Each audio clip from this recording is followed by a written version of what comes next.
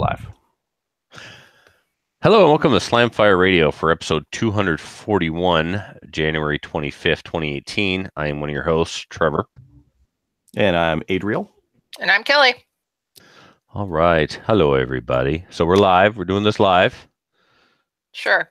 What did that guy say? F it, we'll do it live? That's what we're doing. Yes. We're doing it live. Yep. So, yeah. Is there going to be a functioning chat as well, Adriel, for people to... Yeah. There's a functioning chat on YouTube for people to kind of comment as they go along. I'll have that up on my side screen here. Are you going to do it? All right. Do you have it? No, I can go and... I usually follow along on my telephone as well, but you got to make sure if you do that, you turn the volume down. Otherwise, we get that nasty loop thing happening. Yeah. I got in trouble Tuesday night on the Reloaded podcast. All right. And I'm sick as a dog, listeners, so I will apologize for any random sniffing that you hear. Let's get into what we did this week in guns, which is brought to us by the Calgary Shooting Center, Canada's. We're doing it live. We can't fix it now. What we did this week in guns is brought to you by the Calgary Shooting Center, Canada's premier firearms retailer. The Calgary Shooting Center has a pile of reloading powder on sale from Alliant. So get you some Alliant powder. I'll go ahead with what I've been doing. 2 Wingmaster projects are ongoing. I got to do something in between breaking 1911s, so I decided to build a couple of Wingmasters. This started off when I was in Edmonton last summer at Adriel's. I took home a Wingmaster receiver and express barrel from him with the intention of turning it into a pristinely restored, all original, well, not all original, but anyway, a restored Wingmaster. Well, the more I got looking at that Wingmaster, the more I realized that the barrel that he gave me was going to need a lot of work because it would take a lot of polishing. You'd have to remove all the tool marks and then polish it to a mirror finish, then hot blue it. And I was like, that's too much work for that barrel, so I'll buy another barrel. So now I've got an extra barrel. I got an extra furniture set. All I need is a receiver. If I get another receiver, I can build yet another 870. So I'm cruising on CGN to see what's out there, and I come across this. So if you're watching live right now, you will see that I am holding in my hands a complete, all original, unmolested Wingmaster. The code on the barrel, they actually date these on the barrel with a code, not with the serial number. The code is so weird too. The code is weird, yes. 2 letters. 1 letter means the month, 1 letter means the year. So anyway, this one is back to the 70s. Repeated them. They repeated them rather than like the first time around. Okay, I get it. You're just going to use a letter code. The second, like as soon as it came up again, you would have thought they would have been like, oh, I guess we should put the year on there. But no, they just let's just start again. Yeah. So this thing came up on CGN, and the receivers, if you just wanted a hunting gun, awesome, $275. If you wanted a project to refinish, even more awesomer.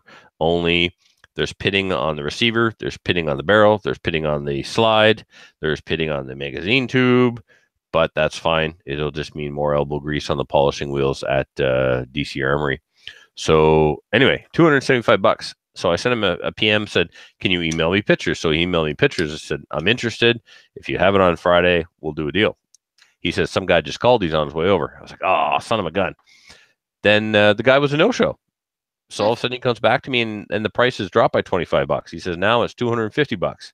So I'm like, damn. All right. So $250 shipped from, not shipped. Sorry. I had to pay for the shipping, but I got it from a guy in Manitoba. I think this, and according to his CGN profile, he has 0 trader rating. So maybe he was just looking for something to dump for an inexpensive price to get his trader rating going. So I will give him a positive rating. He was really good with the communication. He lowered the price, and the gun is exactly what he advertised it to be. It's still cold because I literally was a couple of minutes late logging on to the show because I was opening it up just before the show started. So everybody, including myself, is seeing it here for the first time. So what's going to happen with this one, this receiver is the one that's going to get refinished and polished to a mirror finish, and this barrel is going to get chopped to 18 inches. It'll get threaded for chokes, And the wood furniture that's on here is the same style of wood furniture that 870 Wingmaster police shotguns were made out of or used. So I'm going to use this wood furniture, this barrel, your receiver, Adriel, to make a police clone. And this receiver is going to go with this wood furniture, which I think was taken off of an 870 Wingmaster and never used. I can't find a mark on it. It's in pristine condition. So this furniture, along with a brand new Wingmaster barrel, a newly manufactured wing. So I'm holding up the fore end now. And I mean, there's no DNA in that checkering. This thing has not been used. It's amazing condition. So this wood furniture, along with a brand new barrel, will be what I use for the other Wingmaster. Oh man, sorry, I had to mute. My nose is running like a tap. So that's what's going on with those Wingmaster projects. One turned into two because, you know, it's kind of like an AR build. Hey, look at that. I've got an A2 pistol grip. Time to build an AR. So I'm kind of doing that too, actually, but we'll get to that in a minute. What else I've been doing? Well, actually, no, let's do that now. So listeners are also helping to build an AR for me. They built an AR for not Adriel, but McClatchy. So I'm holding here a genuine Colt A2 upper that was given to me by a listener, and I didn't know what to do with it. So I decided that I would start a kitty cat build. So this will have an A2 style front sight. Chad and Brian came through for me on that. And what else is it going to have? 7.5 inch barrel. So this handguard's actually going to get chopped to about here, I think.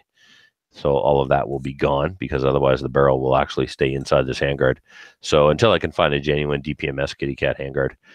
So the kitty cat was like the original PDW. It's a 7.5 inch AR-15, but it's going to be all A2 style, except for the stock. When you look them up online, they have like just a regular mil-spec stock, so I needed a regular mil-spec stock.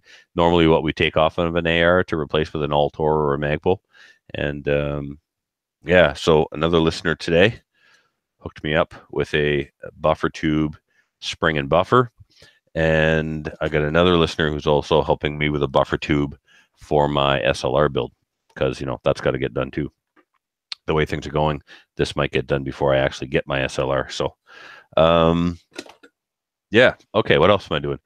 Scheduling some classes. I've scheduled an RO course for next weekend. Actually, I'll be teaching a level 1 IPSC RO class in Dalhousie. If you're in New Brunswick and you're listening, or wherever, it doesn't matter. It's NROI, as in the National Range Officer Institute. And that is the Range Officer Institute specifically for IPSC. There's an RO course in Dalhousie next weekend. If you want to sign up, let me know, because you got to do some homework before you get there. What else? I scheduled a Black Badge instructor meeting, and that is going to take place in Moncton. So what that is I'm the coordinator for the training coordinator for IPSC New Brunswick now. So I've got to kind of manage our Black Badge program, give out the Black Badge numbers, and be a resource for the other instructors to help them get their materials and all that kind of stuff. So I want to get everybody, I don't think it's been done before, maybe, but not since I've been an instructor with IPSC New Brunswick. We've never all sat in the same room at the same time to actually compare notes about what we do and how we do it. And my thing with my goal for this meeting is to let everybody know we don't all have to teach the same way, but we do all have to teach the same stuff. I'm of the opinion that we were given a Black Badge program by IPSC Canada, and that's the same curriculum that's supposed to be taught nationally. So there are certain standards that have to be met in order for someone to actually say they are Black Badge certified. So I want to make sure that all the instructors in New Brunswick have the most up-to-date information and are teaching it with the required amount of hours, etc. So that's coming up. I recorded a podcast, or I've recorded twice now with the Reloading podcast. So we're recording Tuesday nights now, and we're going live, same as what we're doing here at Slamfire. So you can watch us live, or then see it on YouTube after the fact, or wait for the audio version to come out. And then I was on another podcast. This is a new podcast. It's a pro-gun podcast out of Houston, Texas, called Tactical Pay Radio. And the host name is Brett. Super nice guy. Looks like it's going to be a really interesting show that's going to focus on industry and industry people. So tune in when that is released, and I hope to have Brett on so we can do some cross promotion to help get the word out about his show. And then I started working on SummerSlam because before you know it, July will be here, and then I'll be like, oh my God, we need to do stuff. So now we were cleaning the basement. So I fooled her into thinking we were cleaning the basement. What I actually had her do was help me organize some SummerSlam stuff. And then I finally got some reloading done, even though the doctor says I'm not supposed to. I got down there and I did a little bit of reloading. I also found out that I will be still on the X-Metal squad for next year, so I'll still be sponsored by them. So I'll be doing a lot more reloading here soon. That's it for me. Adriel, how's about you? What have you been up to? Oh, let's see. A couple things. Let me just scroll up to my spot there. I just hit the range last weekend with a bunch of Milsurp. So I took out my SKS, my Mosin, AR, just to sight it in, and a whole bunch of other stuff just to kind of get it out and see where it's all hitting.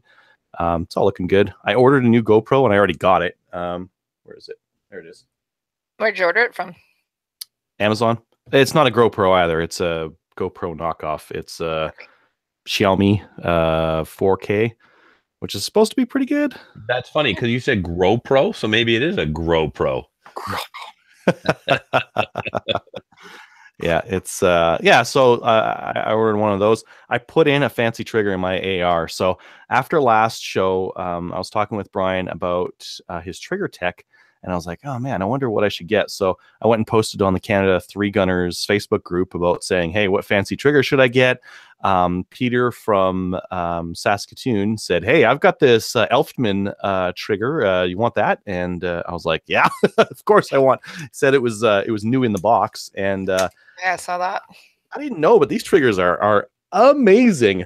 Are they? Like, yeah, there's a trigger there. And there is like, the creep on it to pre-take it up is so short. It's incredible.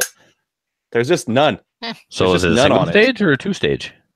Single stage. I wanted a single stage. And that's why there's no pre-travel.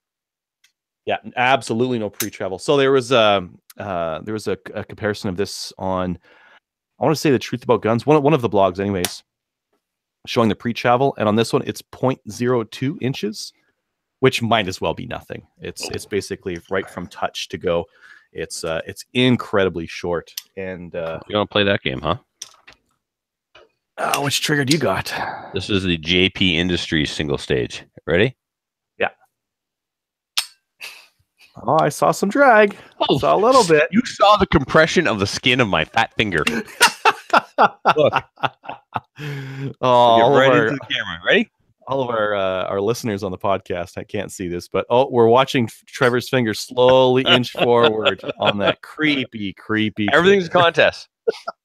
What manufacturer is that trigger again, Adriel? Elftmann. Yeah, it's a really weird name. It was I think. Buddy Elftmann, what's your favorite color? Like elf? Yeah, I think it was new in 2017. But they're amazing, amazingly short start on them. Are they spendy? Yes. Yeah. CTC Supplies has them for $390. I think they're right around $250 US. So they're comparable to the high-end Geisley. Yeah. The other thing I learned in that article was that any of your drop-in triggers that aren't a drop-in, but they're like the components, the component triggers will generally have a much longer trigger travel. As necessary because those trigger pins aren't exact. Whereas these guys, because they're a single component unit and they know what where those pins are located, and they put bearings. Like this one's got like needle bearings around those travel surfaces there just to smooth it up, and they can be a lot more precise on them. So yeah, excellent trigger. I haven't had it out to the range yet because I just got that this week, but super pumped to try that. And then I noticed that the fiber optic on my Glock 34 wasn't as bright as I wanted it to be. So I talked to Trevor and I said, "Hey, how often do you change your fiber optic?" And he said, "Twice a season." And I would have thought maybe like once every 5 years, but twice a season is a lot. So I actually borrowed just some off my buddy, and man, it's quick to change these things. You chop the old one, put it off, little lighter, boom, boom, and you're on there, and it makes a big difference. It's quite a bit brighter now. Just with that new fiber optic rod in there. What's that? Pro tip: don't allow the flame to touch the fiber optic. Keep it off of the fiber optic and just let the heat roll it back, and that will keep it brighter. If the flame actually hits the fiber optic, it kind of burns it more than it melts it, and it'll dull it a little bit. Yeah, exactly. That's Dawson Precision had a YouTube video on it, and that's the one I followed. And he said the same thing. Yeah, let the flame of the lighter just kind of sit in the side of it and melt it and mushroom it, and then do the other side. Oh man, so quick and easy. Like I can't believe it took me. I keep some lengths ready to go in my case, but one end already melted, and then I'll come in from the front, and then just bring the heat. Yeah, just to make it a little bit more portable, so you're not carrying around like a longer length that could potentially snap or whatever, right? Plus, if it happens in a match, you have a limited amount of time to get it changed, right? And if you have an open holster, you can change it on the gun without unholstering the gun. You don't even have to walk back to the safety area. Yeah, if you're running closer zero speed. Yeah, actually, now that I think about it, my buddy's wife had the fiber optic fall out of her gun in a match, in a stage. At the provincials this fall, the sight broke. It slides into a dovetail. Well, it's more of a slot on the front of the slide. Hold on, here we go. We're live. Okay, so see the groove at the front there? Yeah. Well, right behind the fiber optic is a set screw. Well, it broke right there at the set screw and went flying down range. When I was halfway through my stage, I continued to shoot the stage because what am I going to do? Stop. Got all my hits on my steel in the first round and all my hits on paper. I was just like, oh, there's no sight there. Well, the tip of the gun is still there, so let's just use the tip of the gun. And then Lorette just sprang into life and came running and grabbed a spare one that he had. He wasn't even shooting a Tanfoglio that day, but he had his parts kit and he had a spare Tanfoglio sight. Unfortunately, it wasn't a spare fiber optic. It was black. So here I had a black front steel sight and a black rear steel sight, black on black. We grabbed a little ink pen. I've probably told the story before. It's not even my turn to talk. Go ahead. Sorry. Yeah, make it work. Let's see here. So I changed that fiber optic. I sold another Axis, so I'm down to 1 or 2 or something like that. My stock's getting low. You need more. You need to go buy more. You need another. You need another Canadian retailer to go to business, so you can go be the scavenger. Pick the bones. Just good at that. Yeah, like the Grim Reaper of gun stores. Yeah. and then cash in your U.S. currency mail-in rebates. Yeah, exactly. And some of those have been coming in, so it's like, checks. So are they coming in Canadian or are they coming in American? Some Canadian, some U.S. So the Savage ones came in U.S. The Browning ones came in Canadian. Do they expire? I don't know, because like they're checks. No. I mean the voucher itself. Oh yeah, the voucher, like it's mail in. You're limited on your time to buy and your time to mail in. Like your postmark date is limited as well. So okay, roger that. Yeah, it has to be during a particular time. And then I've been working on restoring a really nice 870 myself, and I think you'll like to see this, Trevor, because this is kind of, I think, what you're going for right now. I don't believe you. Yeah, there you go. Yeah. Thank you. I knew it was something sketchy. Is that about what you're going for? If you do that, we can no longer be friends. And it's probably built on an HP9.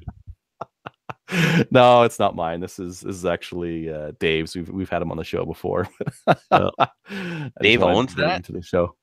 Yeah, he owns that. Dave's dead to me. Oh, you just don't appreciate a truly classy shotgun. Listen, if that shotgun was owned by somebody around here, never mind. I'm just saying, this car would have pinstripes and mag wheels, and it'd be a Chevette. All right, that's all. Yes, look, I'm going to stereotype the hell out of this one. All right, what do we got next here? Kelly, you're up next. Sure. So on Saturday, I went to SFRC. Yes. What a surprise! Saturday, I know, eh? Kevin was picking up his gun, which was at the gunsmith, but I actually had a chance to talk with some of the guys. I was looking at a Just Right carbine. I was trying to decide whether to buy it or not. I didn't buy it yet. Buy. Is I it in know. Glock mag? Yes. It takes In a 9 Glock mil? mag. Yes. You must 9 mil. buy. So one of the guys, Scott, he's a really, really nice guy, but he's talking like a used car salesman. He says, "What can I do to make you get into this rifle?" How can I put you into this gun today? Yeah, that's exactly what he said. How can we make a deal we can both be happy with? Ooh, you want that price? I'm gonna have to go talk to my general sales manager. Yeah. And then he goes in and asks if he has any extra tickets for the game this weekend. You know that True Coat? They put that on at the factory. Yeah. Anyways, so yeah, I'm kind of waffling. I don't know. I'll figure it out this Saturday if I want to. I had to test it out. There's another one there. It's Muddy Girl Camo. It's a takedown too. Oh, a takedown. Mm-hmm. I'm not excited about the Muddy Girl Camo. My Sticks has one in Muddy Girl Camo. Sticks is manly enough to pull it off. Nobody's gonna walk up to Sticks and say, "Can I see your girly gun?" I mean, I know, right? Yeah. So what are you on the fence about? I don't know. Just spending money. I'm cheap. But I can probably get it at a good deal. So good point. Yeah, you're not going to pay full retail for it. They love you. Yeah. So it's non-restricted. Yeah, I know. It's mag fed. Yeah. And it's in 9 mil. Yeah. And it has AR ergonomics. Yeah, it does. It's on my short list. Okay. I've shot them. I've handled them. I like them. That's why I didn't message you, when I was there. I'd be like, do it. Just encouraging the gun purchases. Of course. Yeah. So anyways, so I had a chance to talk with everybody there. It was good. What else? Oh, and I met one of our riflemen. His name is Chris Ward. Saw him there. Amazing guy. And yeah. What else did I do? Oh, Sunday went to the range and shot the January challenge for Maple Seed. And yeah, didn't stay there all that long because I wasn't feeling all that well, but we just went out and, plinked around a bit. So it was lots of fun. Did well. Shot Kevin's target first and then mine. So that meant that I ruined his target and I didn't get points on my target. And then I shot the second target and then submitted that because of the fact that, as I said, I wasn't feeling well. Went home. That's it. That's all. Oh, yep. The other thing that we did was Maple Seed, we sent everybody who shot a rifleman score. We sent them all invites to become instructors. So if you haven't filled yours out or if you haven't declined or whatever so you can reply with an email declining, or if you'd like to become an instructor, there's a link at the bottom of your invite. Just click on that. It's Eventbrite link, and you can actually sign up for it if you're interested. So we've had 29 responses so far, so that's pretty good. Holy smokes, that's cool. Yeah. Muffin and I are like, where are we going to find the time? I know. Especially you. But the thing is, we'd like people from across Canada because of the fact that if you're looking at it right now, 29 responses is a great amount. But if you were talking about all across Canada, like New Brunswick, how's Ontario, Alberta doing? Alberta actually is doing not too bad. We have a few that have said that they would step up, which is awesome. It means that we can go there and then we can hold some events and then we can have instructors there. And Kelly, having gone through a national coaching program for archery, being involved with IPSC and knowing the challenges they have with finding instructors for RO and Black Badge, 29 people after 1 year, I think is actually amazing. Yeah. Okay. I do, but what I'm saying is that it's when you look at it across the country, that's not a lot, but it's actually pretty freaking amazing for a grassroots program. Yeah, it is a lot. Yeah, you compare it's not really grassroots anymore. I mean, if you look at taking on a life which other organization does training across Canada? Skate Canada is not grassroots. IPSC is still grassroots. Okay, unless your sport is in the Olympics or the Canada Games, I'm sorry, you're grassroots. So, 29 people wanting to become instructors, which is awesome. I'm excited. Absolutely. Now, of that 29, 6 will probably follow through. Yeah, that's just the reality of life and stuff. Yes, we're expecting some of the people. Life happens. So. But I'm hoping that, even just one more person is one more person to help out, right? Okay. Hello?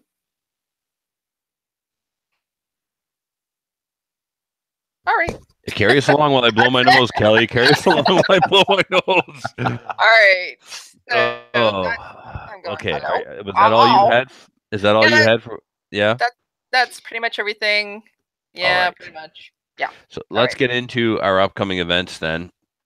I want to talk about the 8th annual Podcaster Network charity shoot because every week I'm getting a few more details to add to this section. So one exciting thing is I'm meeting with the representative from this year's charity tomorrow at 2:00 at his office to finalize the details of whether or not, yes, we are going to support him.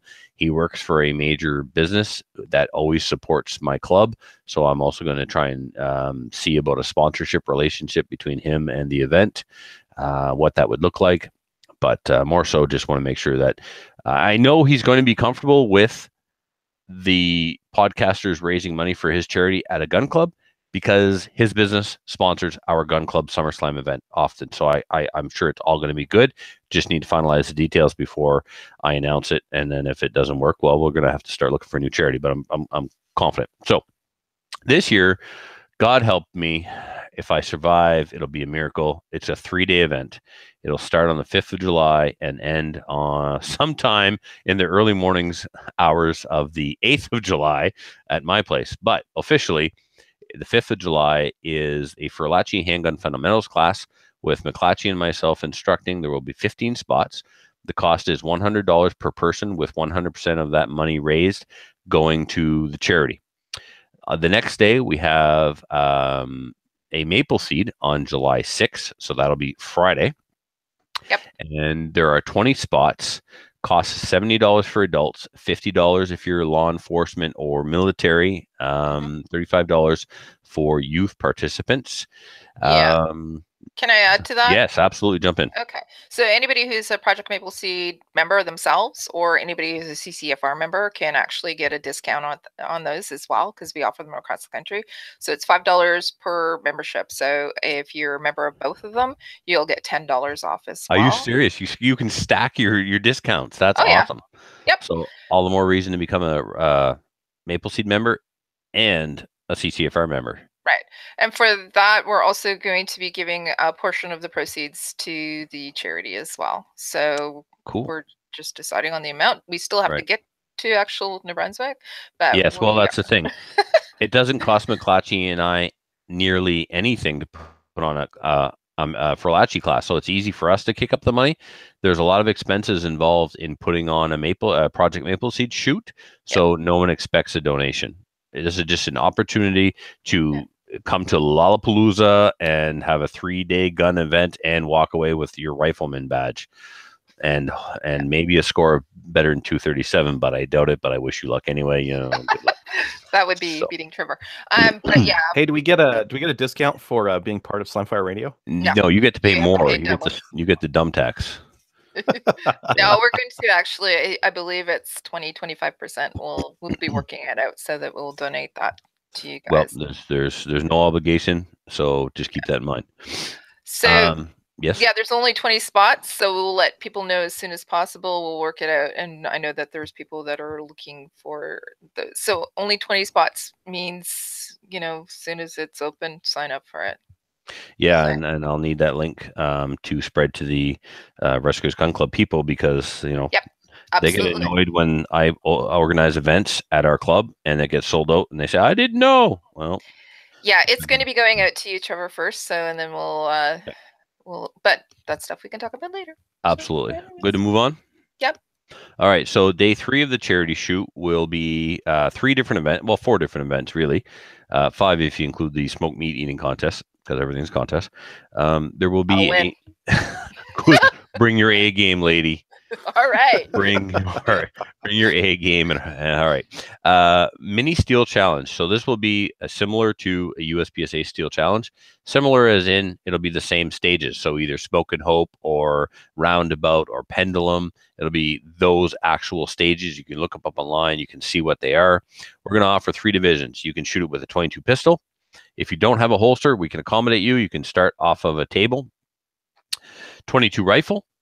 Or if you want to go with a full power handgun, we're going to put all the other full power handguns together. I don't care if you're shooting a 9 or 357 SIG, 45. I don't care. This is for fun. If you get super competitive, I'll just show you where the door is, because I'm the only one that gets super competitive about these things, and I'm willing to let it go and have some fun. All right. So you got to work with me on this, people. You just got to relax. Just relax. And I may be talking to myself right now. So no, you're talking to a lot of people. There's quite a few that are watching right now. Oh, cool. Following the Steel Challenge, there will be a round of trap while simultaneously shooting a round of 22 silhouette. So the round of trap is a box of shot shells. Bring one box of shot shells. That's all you need, 25 shot shells. Don't care if you take a 4, 10, 20 gauge, 12 gauge, whatever, and it's one shot at a time. You don't need any kind of special shotgun, a single shot Kui, whatever, doesn't matter. A simple shotgun. If you don't have a shotgun, someone will lend you a shotgun, but you have to bring your own ammo. Then we'll have simultaneously, you'll shoot one, then you'll go shoot the other. Both these events will happen at the same time. A 22 silhouette shoot. So this is gallery style. We start by setting up 5 animals on a post. You stand in front of your 5 animals. We'll number them off. You're number 2, you're number 3, you're number 4, whatever. You shoot your 5. You shoot 5 rounds only at the 5 animals. You give your score to the RO. We go reset. You go from the rams to the turkeys to the pigs to the chickens, and then the person with the highest score wins. And then if there's ties, there's ties, whatever. And that's just rifle, iron scopes, whatever. Bring whatever you got. Yep. And for that, so the round count for the Steel Challenge, if you do the math on it, it's only 100 rounds. But a lot of people have misses. So I always recommend that you bring at least double. So it's minimum 100 rounds, but feel free to bring double. Shotgun 101. Yeah, there you go. Excuse me. Shotgun I'll take home the one. You'll take you cheap son of a gun. The shotgun is a round of trap, which is 25 rounds, and the silhouette, there are 25 animals. So right, rams, turkeys, pigs, chickens. Oh, 4. Okay, so bring 100 rounds of 22, and you will be lots good. All 3 events are going to take place at the Rescuers Gun Club in Balmoral, New Brunswick. There will be a slam fire. Oh, and that's it. And then, of course, there's always a party at my house afterwards.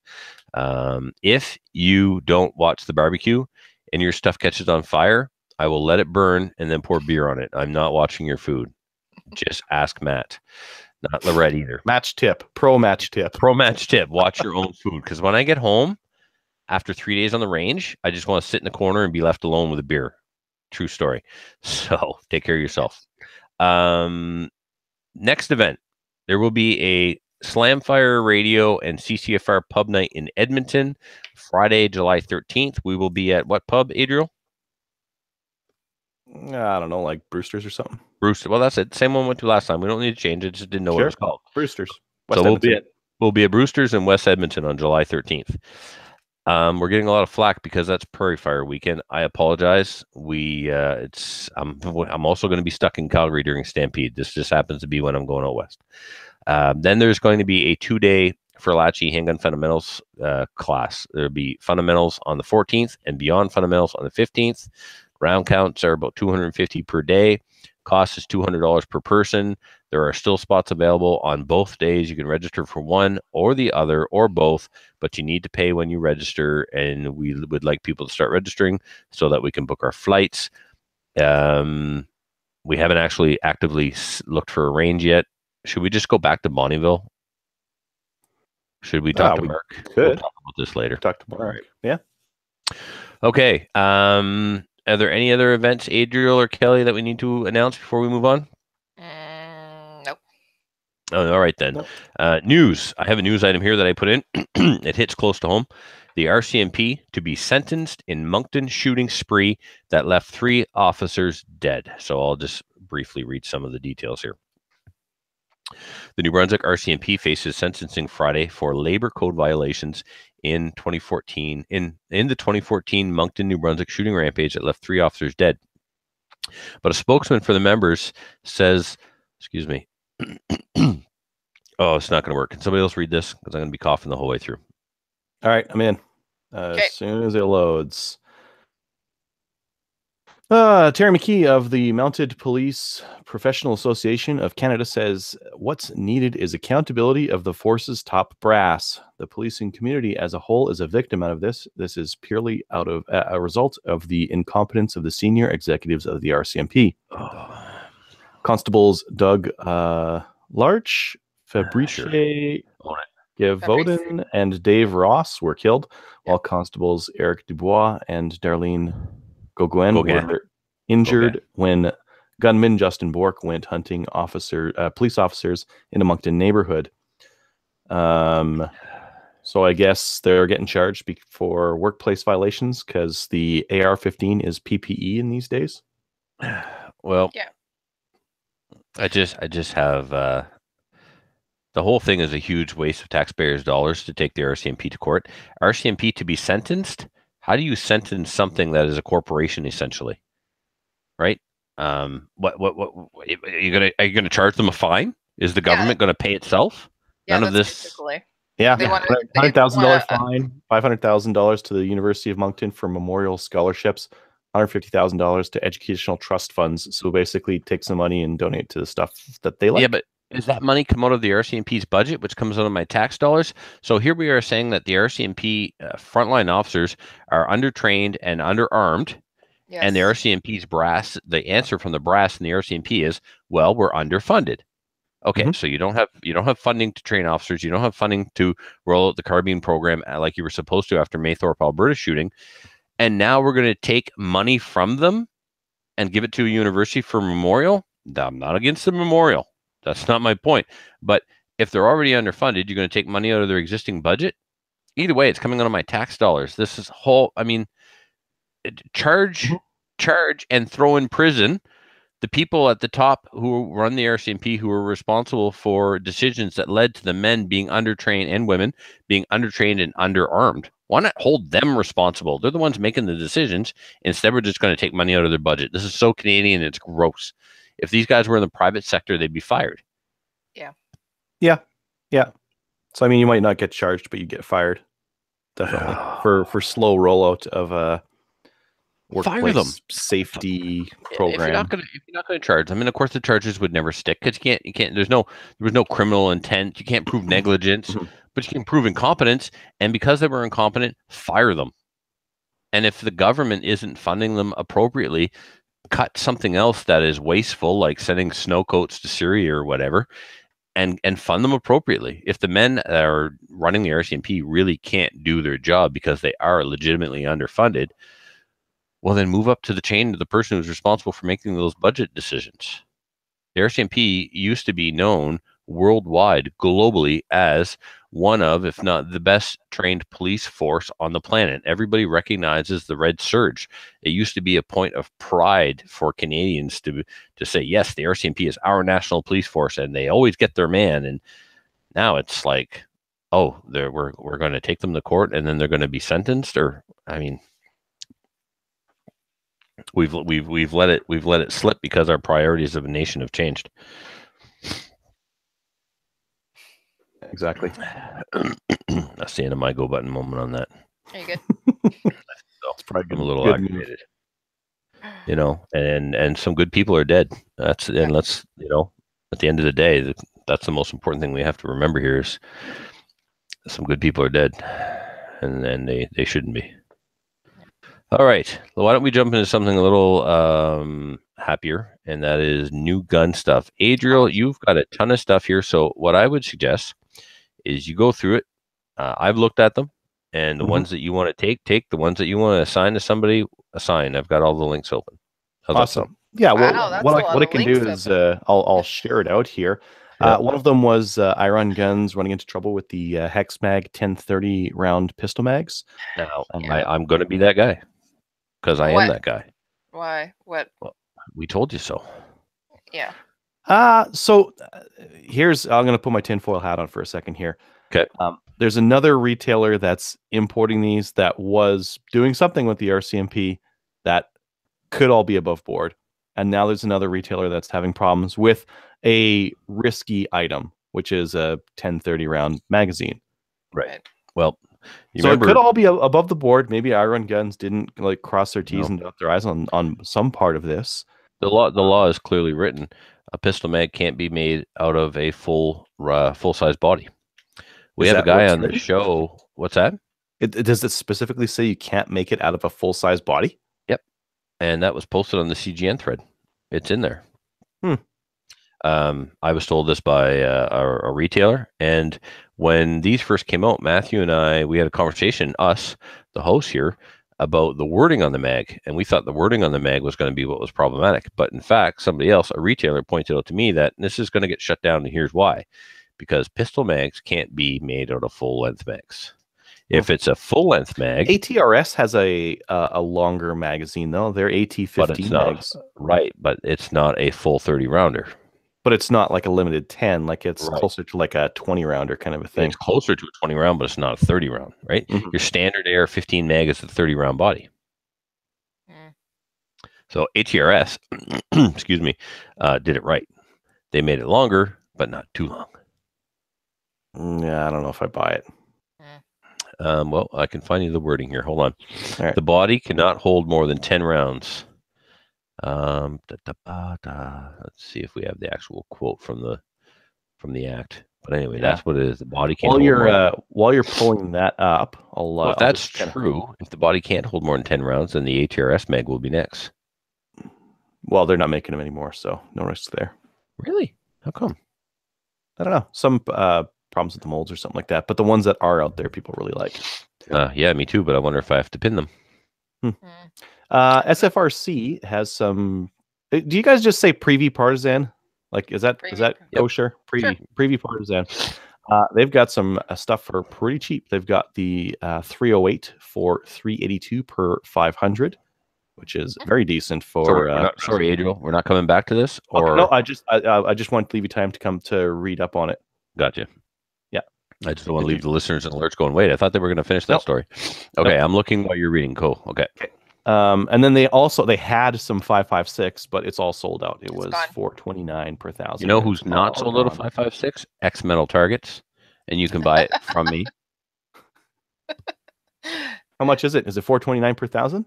It's probably better than that. I'm not a scientist. They put stuff on sale all the time, so I don't keep track of the pricing. Just go to the Slamfire radio deal. For you, my friend, double.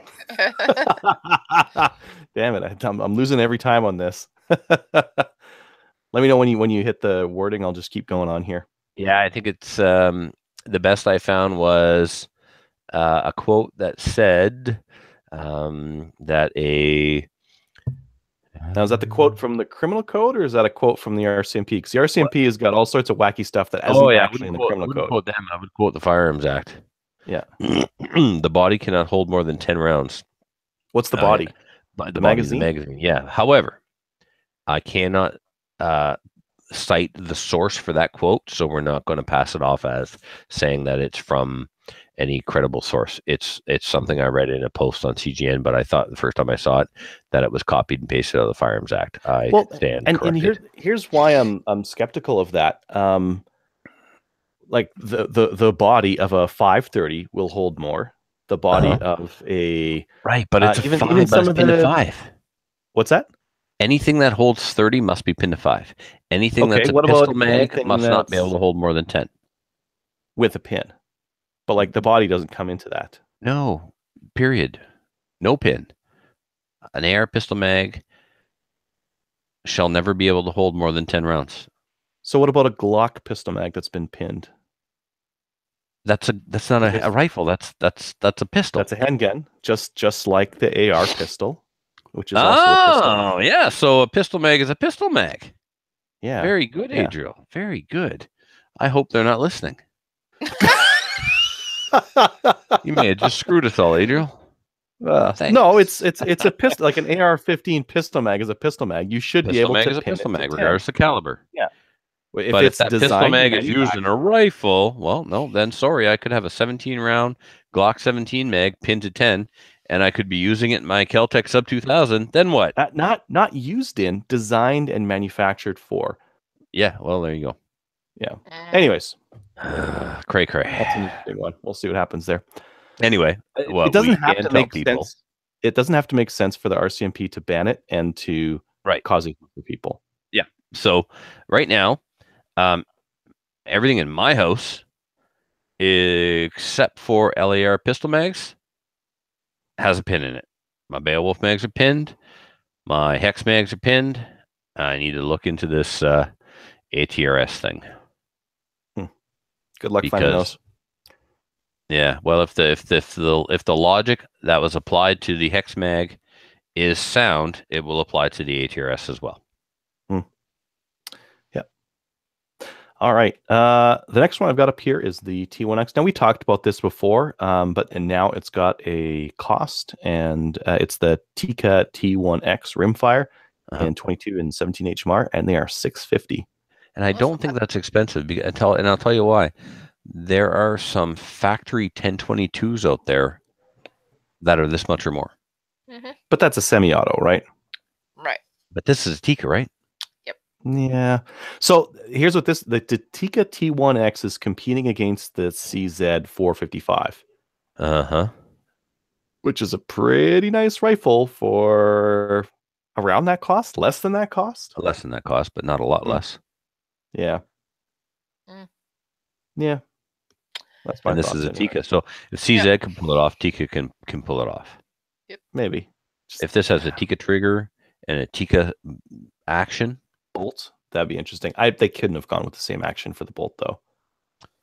I wonder what I'm just saying the same attention to detail and fit and finish. Yeah. I wonder what that action is like and what it's made from. Well, summer 2018, we'll know. Yep. The next one, so SFRC is offering the stripped BCL 102 upper and lower receiver sets, and they are $800, $799, right? For the set, upper and lower. Yeah. For the set, yeah. Which I thought they were going to be $1,000. Like there was an early report that I saw that it was $1,000, but $800 is not too bad. We were talking about this just before earlier today, and $800 plus a barrel, plus a BCG, plus a stock, and all that kind of stuff. I don't know. I think you could, rather than buying the $1,700 one and then taking a bunch of stuff off of it and then throwing a bunch of stuff back on, you could potentially build the one you want right from the ground up. Potentially, but the only concern I have is availability of parts for the AR-10 and or which AR-10 parts are compatible with this, because this isn't an AR-10. This is not like an SLR where you're told straight up everything except the upper and receiver is compatible, except for aftermarket drop-in trigger packs that are contained units. We don't know what parts out there are available that are compatible with the BCL. We should see if we can get one of those guys on the show. Yes. Ask them. Yeah. Yes. Because the idea is great. Let's do a 308 build. But what are the parts available? I see that S&J Hardware is offering SLR parts kits. I saw that on Instagram. Yeah, I saw that too. My question was, and I don't know if it was ever answered, what are the base parts made out of? I see a hammer and a sear in there, but is that a Norinco hammer and sear? What are you putting in these things? Why, it's a very, I mean, you can buy an AR-15 lower parts kit to throw in your SLR and have extra parts left over. This is a parts kit that won't have any extra parts left over. But I want to know which parts they started with and whether or not they're DPMS, Norinco, Daniel Defense, So time will tell. Yep. Yeah, exactly. Which of these other stories did you guys want to cover? So I think, Trevor, do you want to talk about the STI DVC Omni? Have you looked at it? I think he's blowing his nose.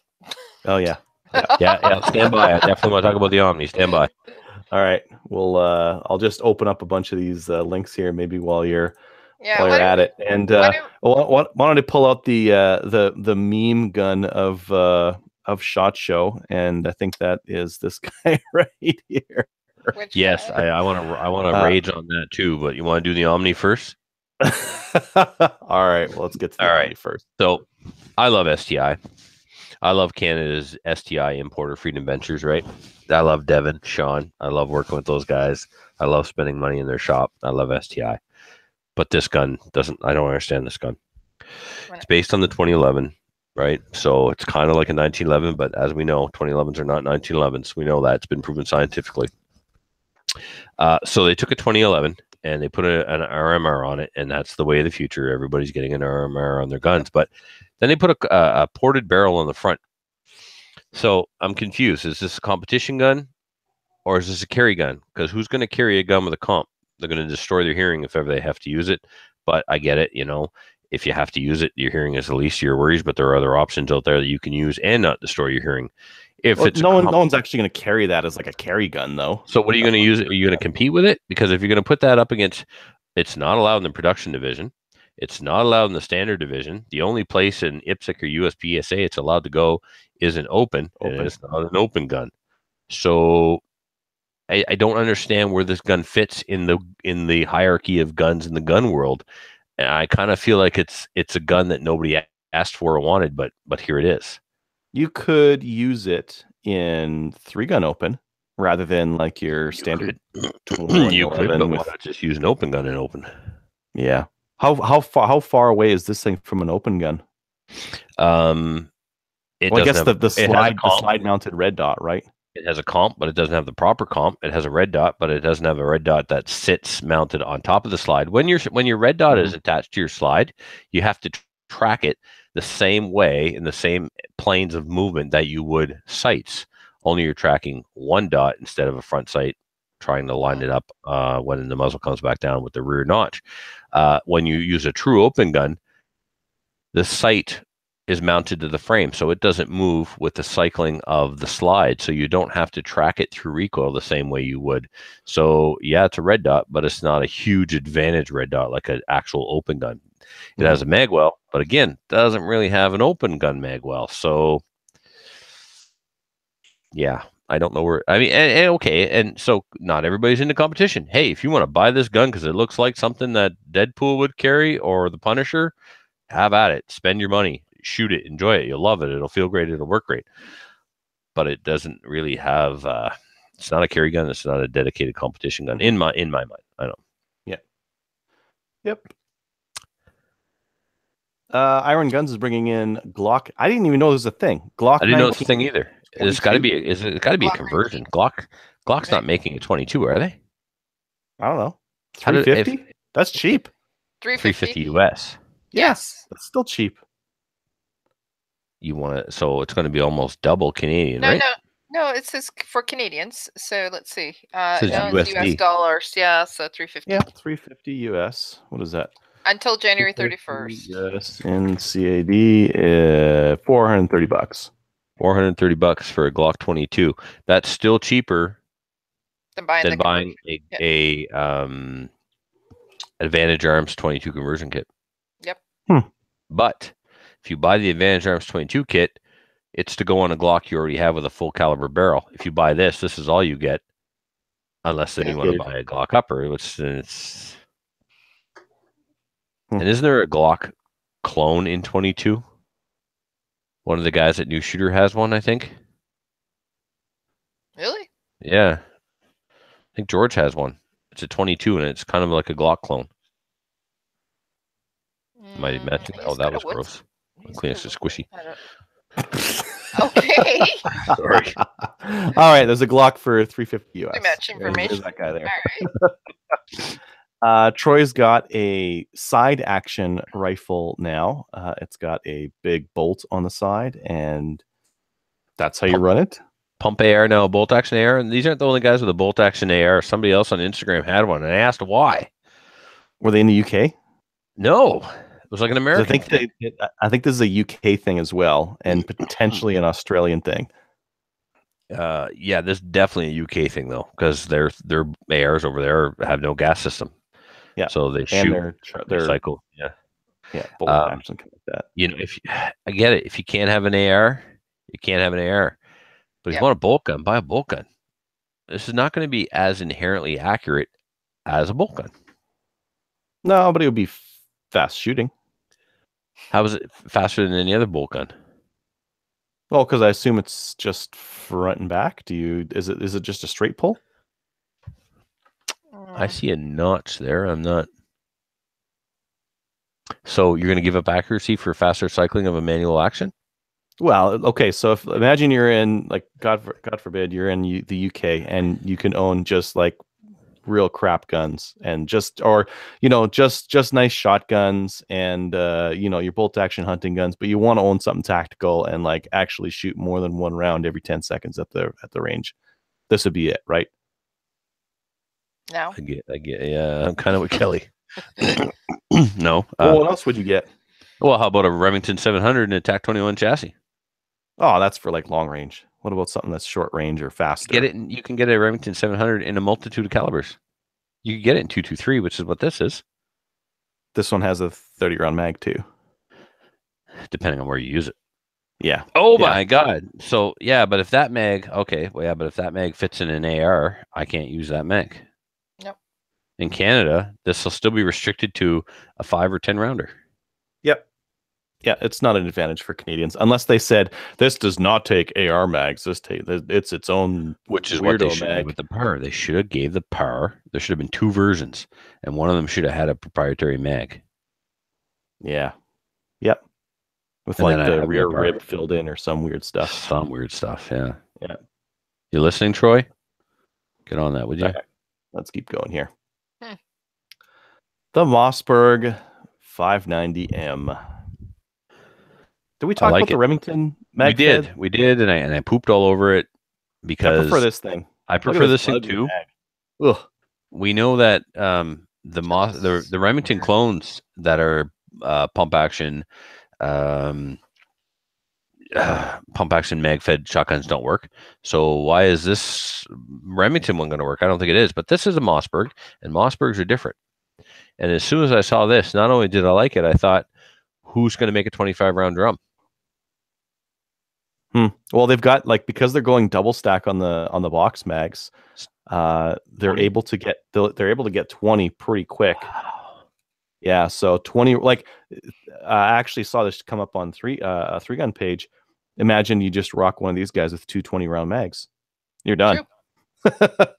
Yeah, you don't need any extra capacity. You're good to go. You got 2 20-round mags. Now, I mean, carrying a box of shells in the middle of the gun is a little bit heavy, but and these mags look horrible. Oh my, they look so weird.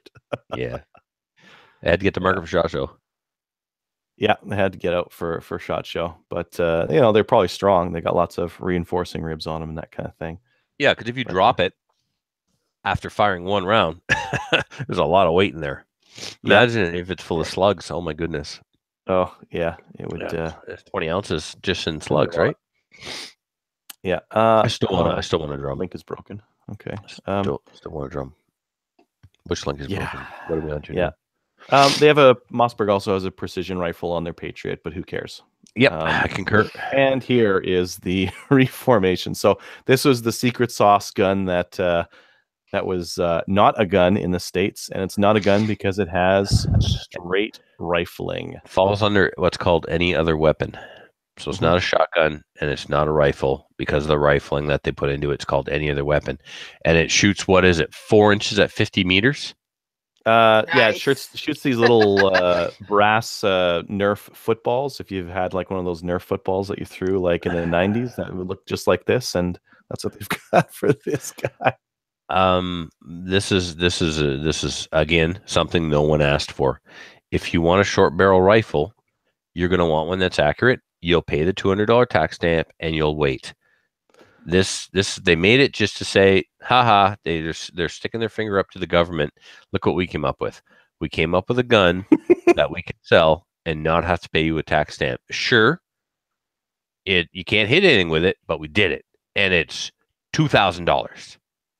Stop it. Yeah, and the barrel's just a little bit shorter than what you could get with a legal one that would be non-tax stamp. Yeah, or it's longer than the one that you would get with just a tax stamp on it. Yeah, ridiculous. Yeah, kind of weird. There were a couple other ones, but I'm not sure if you guys want to get to them. There was a belt-fed AR-15. There was the Tavor 7 and the TS-12, but we've talked about those ones before.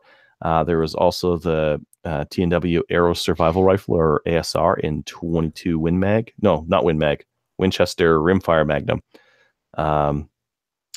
Any of those pick you guys fancy, or do you want to move on? Well, I did. The one that you didn't mention here was the new 1911s from Kimber. Yeah. Oh yeah, it's Kimber though, so that's and it's a 1911. so they Kimber now offers a bobtail 1911. No, stop it. They're 1911s, and that they have different colors, and some have ambi controls, and some have a bobtail butt on them. Yeah, and they look like that. Oh yeah, let's see that. Yeah. Oh, and of course they've got their RMR ready version. Yes. So yes. Page down a bit. That's the one. Oh, I'll keep going. Yeah. There you go. Now, if you're going to do that with a 1911, do the frame-mounted red dot. Why would you do this bit?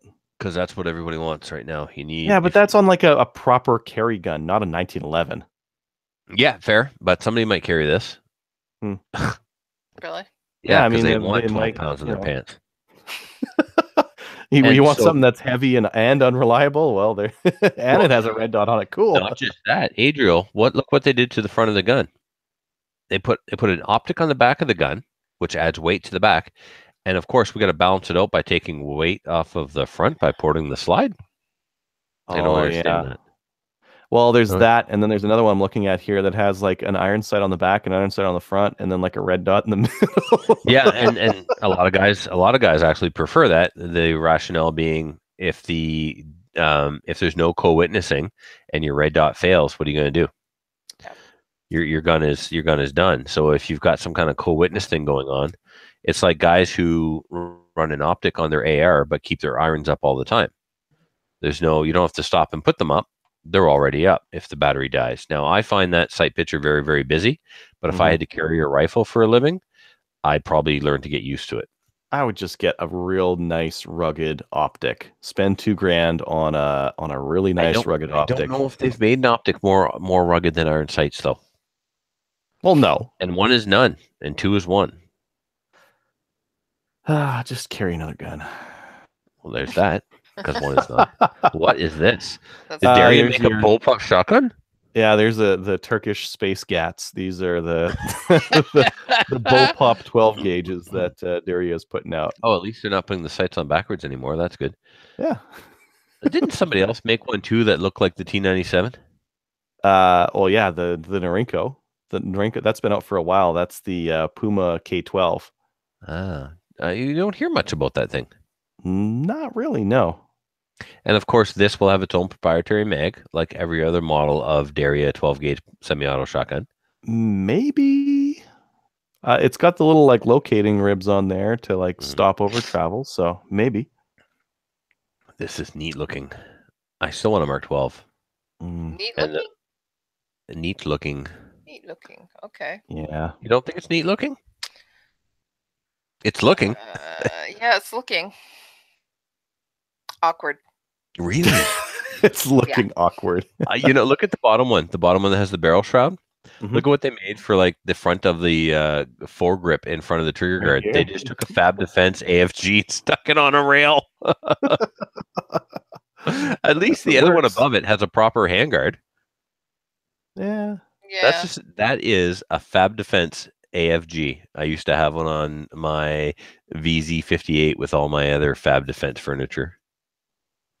Nice stuff, by the way. Yeah. Well, that's interesting. Daria's making a bullpup semi-automatic shotgun. That is the most spacey looking gat I've seen in a long time. Well, the Tavor is pretty spacey looking too. Yeah. Very true. Yeah. Spaceyest looking shotgun. How's that? There was a competition this year. Everyone will put in an entry. Tavor won.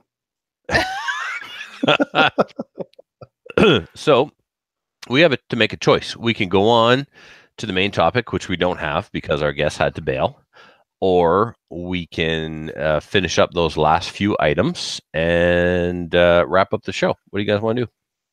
Let's do the last few items and wrap up the show. We're already at an hour. Yeah. All right. what do we got? We got what's left on here? Oh, we got lots of that. We got lots of feedback. That Kirk's belt-fed base AR. We have a new new 6.5. powders. Let's talk about that new 6.5 because we need more 6.5 cartridges because the Creedmoor is already so 2017. All right, here, let me share out that screen. Let's see Denis here. referred to, was at work the other day. We had 2 snow days here, so I went to work at the gunsmith like almost all day. It was awesome. So Denis, he got in a Ruger American, I think, in 6.5 Creedmoor. And he's like, what? 6.5 Creedmoor. He said, is this the new hipster round? People someday are going to be saying, I shot 6.5 before it was cool. Yep. Pretty straight-laced guy. Doesn't make a lot of jokes, so that was pretty hilarious. Yeah, that's exactly what it is. He got in a Ruger precision rifle, like a Gen 2 in 308. When I opened, I'm not a religious guy, but I opened the box and I heard angels sing. Literally, they said, by me. It was awesome. In a very heavenly kind of way. I'm pretty sure it was angels. Do you think the same thing happens when you open up a Mossberg Patriot precision rifle chassis? No, I think like a gremlin or elf runs out or something, or a kitten dies. All right, what do we got here? All right. Hornady is bringing out the 6.5 PRC, which is a stanky 6.5 Creedmoor. It's using the 300 RCM or the Ruger Compact Magnum. Stanky or skanky? Stanky. It's got some stank on there. Somebody open a window. Combination. So it's wider. It's got 28% more case capacity, so you can really get that 6.5 bullet moving. And that's again using a pretty compact case because it's using that RCM case, which would be interesting.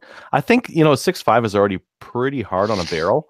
I don't know if I'd want to get something that was 6.5 and like a lot faster. Thoughts? None. Just another gimmicky cartridge. Maybe. People said the same thing about the 6.5 Creedmoor, and probably the same thing about the 17 HMR. So no. Everybody heralded that as the best thing ever. No, I'm just kidding. Every new cartridge that comes out, somebody's going to say that it's gimmicky, right? And normally the people saying it's gimmicky are the ones not selling it or the ones not owning it. Or George Verlon. No, I get excited about some new cartridges, but not that football shaped thing. That's just redonkulous. The Nerf football gun. I mean, look, the best cartridge to come out in the last 10 years is the 7.62 by 40 WT, and no one even knows what it is. Yeah. Figures I'd be excited best about in your heart. What's that? It's the best in your heart. Yeah, it is. What else we got here? 224 Valkyrie. I heard of this before. Yeah, this is one I'm liking. I'm hearing good. This is not a hipster thing. This has got good numbers. Yeah, like a real jacked up 223. Pump out the power. Something you can put into an AR type rifle, but really get some speed going. It's almost like, imagine, if you will, if someone could increase the power and if they could increase the ballistic, what am I looking for here? The kinetic energy, the knockdown power, the kill power of the AR-15 without having to go to a larger caliber, without having to change out the bolt carrier group, without having to change out the magazine. Imagine if somebody could just ram a 30 cal bullet onto a 5.56 case. Well, you can do that too. It's done. Yeah, it's not this one. It's called the 7.62 by 40 WT. But this is what they're trying to do again with the 224 Valkyrie, right? They're trying to get more punch out of the 223 because it just, I mean, yeah, they're killing people all over the world with it and stuff, but it's not as effective as bigger stuff. Yeah, like even a 6.2 or a 7.62 by 39 inside 200 meters, I think is going to do more damage. So I've shot steel with both, and I'll tell you, the steel out of getting rung by my CZ858 would feel it a lot more than a 223. It's just Yeah, I did the same with 308 and 6.5 Creedmoor. And the 308, just the extra weight makes so much difference hitting steel. Yeah, Yeah, 6.5 Creedmoor. I mean, is not for shooting things. Well, how much more downrange accuracy and energy does it have over the 308? I mean, that's why everybody loves the 6.5 Creedmoor, right? Because it's the new long range round. Well, and that's primarily to do with the ballistics, and it does the energy. The 308 is still producing like decent energy out of it, and keeping that energy because it's got like a heavier bullet, right? Yeah. Well, I don't think the military hasn't adopted any of these. They're still using 5.56, 308, 300 Win Mag, 308, and 300 Win Mag. Yeah, 300 Win Mag is great. It's a beautiful cartridge as well. Pardon? 338 Lapua. Yeah. Well, here's why I like the 300 Win Mag. 300 Win Mag is a responsible choice between the 308 and the 338. Yeah. 300 Win Mag is going to have more knockdown power, more range than the 308. It's not going to have as much as the 338, but you can realistically afford to reload and shoot 300 Win Mag a lot more than 338 Lapua. Yep. So, big fan of 300 Win Mag. Reloading. I don't know. Reloading a 338 Lapua is decent. I did it, and the pricing wasn't that bad. The brass, if you get that Lapua brass, it lasts forever. True, but it's not even more brass. I'm talking about the amount of gunpowder you're going to use and the projectiles. Yeah. You can't pick up a box of 338 Lapua projectiles for the same cost as, I mean, a 308 uses 30 cal. Yeah. And 30 cal projectiles, my goodness, they've been around for so long. There's so many different choices. Sierra, Match Kings, and Game Kings, and all the Hornady products. Like, you just can't do that with the 338. You can. Mm-hmm. You're going to spend a lot more money, and they're a little harder to find. Mm-hmm. Yep. Oh my God. Filthy is watching me in his living room on his like 85-inch TV. That's disturbing. Wow, do I really look that fat? When you tilt up, you can see up your nose hairs. Oh God.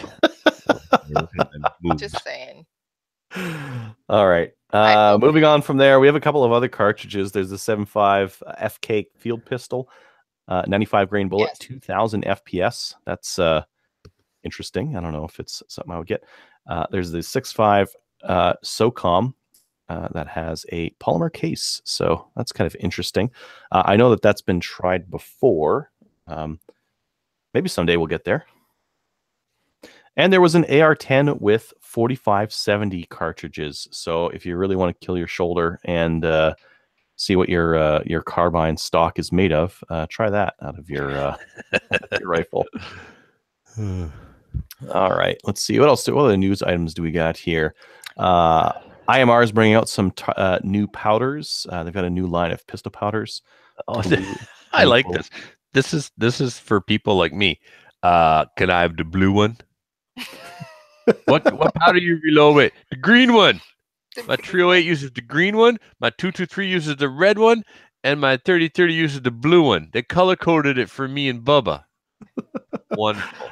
Oh, I just and for my target rifle, in there. I use target powder because it says so. This reminds me of the time my grandfather went to he was so confused. He went to the grocery store to buy food for his dog. He's like, "Where's my dog's food?" They're like, "What are you talking about?" He says, "None of these bags have a picture of my dog." They changed the dog food, but like the bag for years had a picture of a pointer, and all of a sudden marketing decided to put a poodle on the bag or something. You couldn't buy dog food that day because none of the bags had a picture of a pointer. That's the kind of get baby food where there's a picture of a baby on there. Yeah, if you take the baby off, who do you feed it to? No, oh my God, baby! What's in the package? Stop! Let's announce the good news. Oh, yes. We totally forgot. Matthew and Jewel. Matthew, but you have some Matthew because we know he did all the work. What, Kelly? What? Nothing. Go ahead. Matthew and Jewel had their baby. Yes, they did. It's the first thing Matthew's been early for in his whole life. Trust me, I go places with the guy. He's never early. And Jewel's like, "I'll show you early. I'm going to have my baby 3 months early. Hold my beer and watch this." Good for her. She held off for almost a month. She tried. Awesome. Yeah, God love her. So, yeah, she came to a party here, and like the next day her water broke. What's that tell you? Yeah. It was a good party. Good party. Maybe that's what was on the floor in the hallway. Oh my God. I'm not sure. That's a story for another day. So they had a baby yesterday at 4:20 in the morning. Her name is Violet, and she's doing well, and so is Mama. And apparently Matthew's taking all the credit. So it's awesome. As he should. Sure.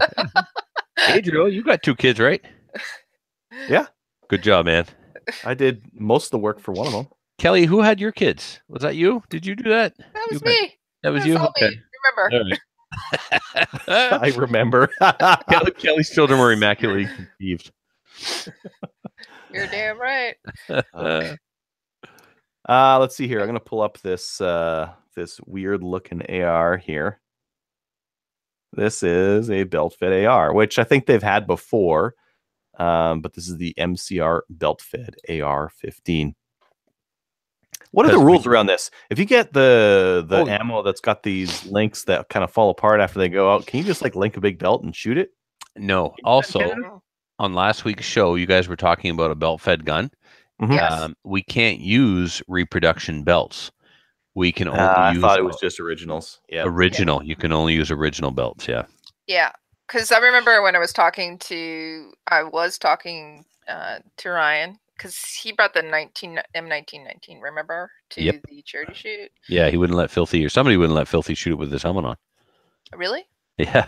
Must have been Dave, because Dave. Anyways, so we were talking about it. We had to get original belts. We couldn't, because the other ones we would have only been able to actually shoot 5 in a row.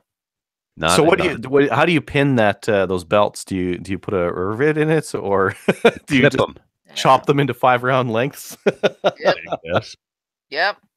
Now, if there was a way to, you're onto something, Adriel, 5 rounds and then a gap, and then you just manually pull it in and start over. So every that's all in one. What if every 6th round was a dummy? That's what I was going to say. Right?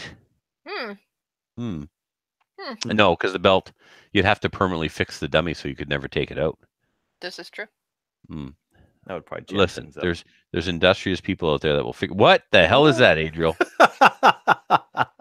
Is that a Pirates AR? that's for when you Pirates another pirate ship and you avast, you mateys. Yes, fine. Bow down to my AR-15, kinda. So this looks like a sawed-off AR-15 with like picture a sawed-off shotgun where you cut off. This is an Obrez AR-15. Obrez. This is horrible. Again, this is something that no one asked for, and the people who sat around that boardroom meeting around. What's that? Yeah, I'm kind of happy that it's around, but yeah. Why is it this same guy that's shooting all of these? Oh, because this is off CGN, and these are the Canadian Gunouts guy who went out. Yeah. Okay. Yeah. This shot show seems to be the year of guns no one needs or wants. I'm trying to think of anything I'd want. Sean Hansen posted a picture of a car pistol and said, "Cars willing to make these in Canadian length barrels. Anybody interested in 1, 2, a bunch?" And you know that guy from I think the TV show it wasn't The Office. Where's that guy that goes, "Yeah, if you could just maybe leave that gun in the United States, that'd be great." Yeah, that was my reply. No one here wants that. Yeah. Yeah. Well, I mean, the Tavor 7 is interesting to me, that 308 one. Oh, for sure. Yeah. But that's we have that. Is it 308 already here? Not yet. Well, let's get on that. Yeah, I want that Tavor 308. That'd be cool. Notice it's in 308, not 6.5 Creedmoor or anything else. Yet. Yeah, fair. Mm-hmm. I just hope the military doesn't adopt it. We'll never hear the end of it. Yeah. All right. I'm trying to think of anything else here that I would buy. I don't think so. Nope. No, I'm good. All right, cool. Let's jump into listener feedback then. And the first one is from Mike. Kelly, Adriel, who wants it? Because I'm definitely the next one. Okay. I got it. You're doing the next one. That's awesome. All right. Is this Mike from Canmore? I hope so. Let's find out. He's got a lot of my guns. And magazines. Yes. From Mike, hey, just listening to the latest episode as I'm writing this. Just wanted to add to the rimfire scope conversation. The Diamondback rimfire is technically a higher model than the Crossfire 2.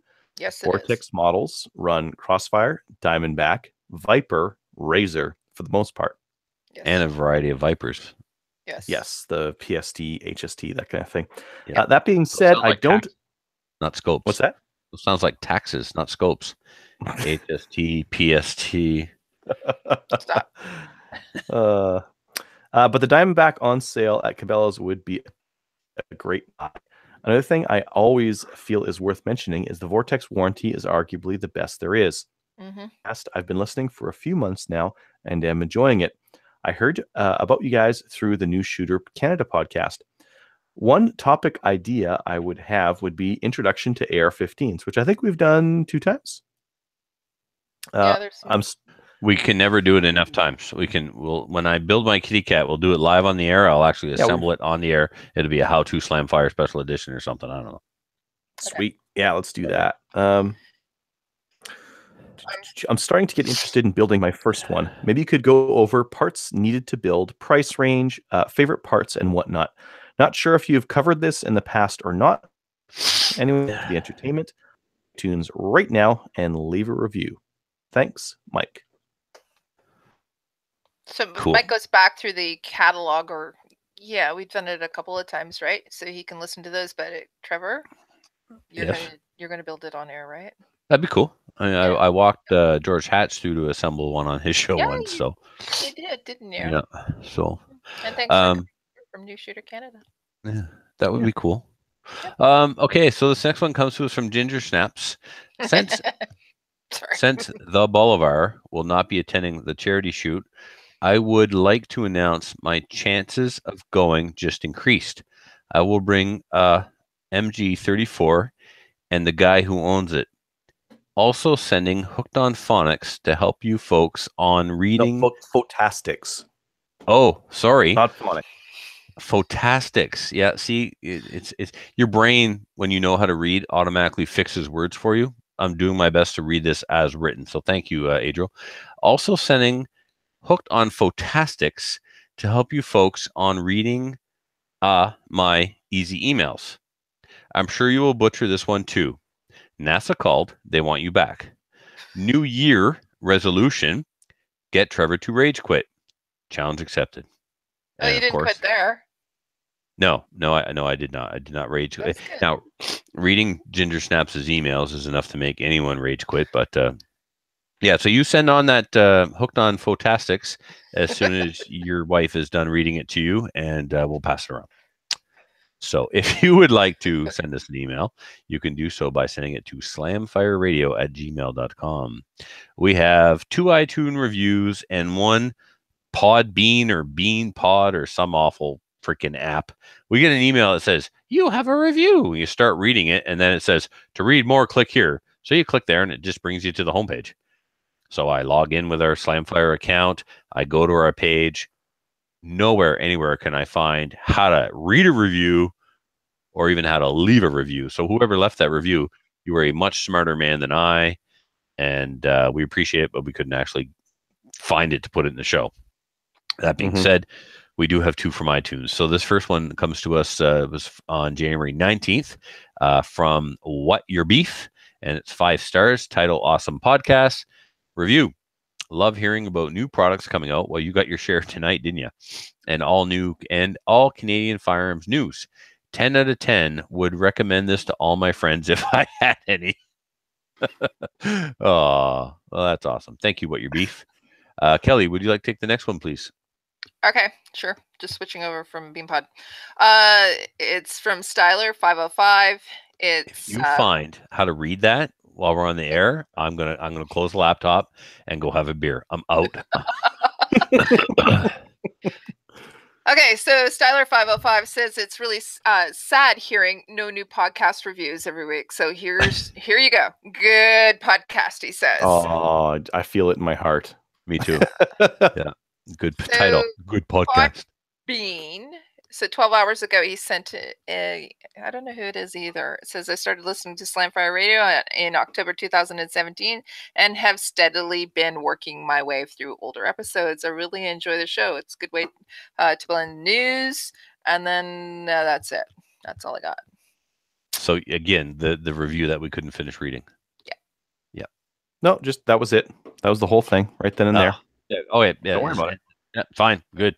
All right. So If you would like to leave us a 5-star review, we've got 162 so far just on iTunes, but people are smarter than me are figuring out how to leave them on other podcast catcher apps as well. So that's all good because everyone you leave helps get the show noticed. So thank you very much to all of you who have done that. Shout outs. I have a couple. I've got one to Brett from Tactical Pay Radio. It was a pleasure being on, and I'm looking forward to having you on and hearing the episode. If you guys think I talk a lot on here, it was just me. And he just said, go. Oh, God. Yeah, I know. It's like, anyway. Okay. Patient man. And then, of course, to Bolivar and Chad for helping me out with my kitty cat build. I kid you not. That's what this gun is called. It's called the AR-15 or M16 kitty cat. And Gavin.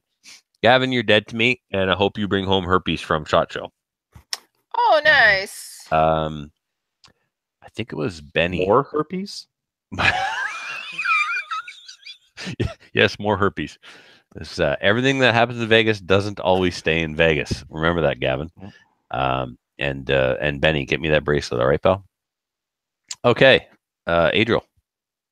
Yeah, just a quick shout out to Tracy. She shared my article on training to the CCFR page. So thank you. Oh, yeah, cool. she did. Yep. Oh, she got her rifle back today, and she's been sharing that all over the place. Yeah, nicest Kui ever. Kuis have no business looking that good. and you know what? That is basically what he considers a basic job. He does. My Kui Model 84 from back in the 50s came out even nicer. Like he calls that the premium job. And don't get me wrong, there's a lot of time went into that gun, a lot of time, but nicer work comes out of that shop. That's all I'm saying. He did a good job, but even nicer work comes out of that shop. Wait till you see my Wingmaster. That's going to blow your socks off. So, and he does parkerizing, hot bluing, rust bluing, and Cerakoting. So, and his prices are just insane. Hourly rate is $50. Now, I'm not criticizing anybody else, but the Calgary Shooting Center hourly rate is $125 an hour. Wow. Yeah, so keep that in mind. $50 is super reasonable. Like, yeah, in my shop, it's 150 to 200. There you go. So, yeah, cool. All right, I hijacked the show. Sorry. Anybody else, Adriel? No, that's it for mine. Kelly? Yeah. So I just wanted to say hey to Stacy and thank you for sending me all those great updates from SHOT Show. Got a lot of people, a lot of friends at SHOT Show right now. So.